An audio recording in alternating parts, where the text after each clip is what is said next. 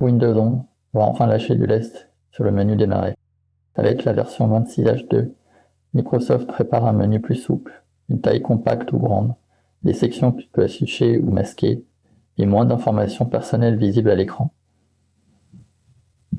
Concrètement, le menu démarrer ne serait plus une vitrine figée imposée à tout le monde.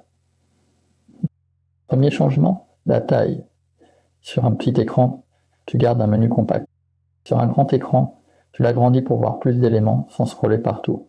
Deuxième changement, les sections. La zone épinglée, la zone récente et la liste, tout peuvent être modulés. Si tu n'utilises jamais les recommandations, tu réduis le bruit et tu gardes un menu plus direct.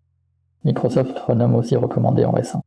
C'est plus clair, cette zone sert surtout à retrouver vite ce que tu viens d'ouvrir, pas à te vendre une suggestion magique. Troisième détail très pratique, tu peux cacher ton nom et ta photo de profil.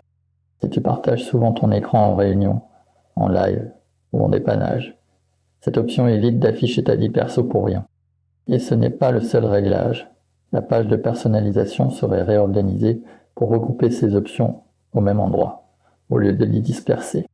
Imagine le cas simple, tu ouvres paramètres, puis personnalisation, puis démarrer. Tu choisis une taille. Tu masques ce qui t'encombre, tu gardes les applis épinglées utiles, et tu vérifies le résultat tout de suite. Là, Windows ressemble un peu plus à ton poste de travail, et un peu moins à celui de Microsoft. Bon. Autre amélioration annoncée, la recherche par sous-chaîne. Tu tapes un morceau au milieu d'un nombre fichier, et Windows peut quand même retrouver le document.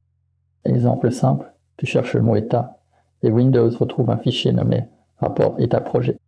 Pour ceux qui cherchent des fichiers toute la journée, c'est simple, mais ça peut faire gagner du temps. La barre des tâches continue aussi d'évoluer. Microsoft stabilise des positions alternatives, notamment en haut, à gauche ou à droite, avec des corrections d'affichage. Le point important, n'installe pas un patch douteux pour obtenir ces options en avant. Attends la disponibilité réelle de 26H2.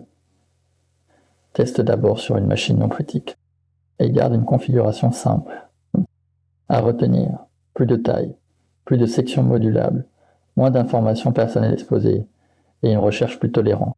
Si Microsoft garde cette direction, Windows 11 devient enfin un peu plus personnalisable sans bidouille.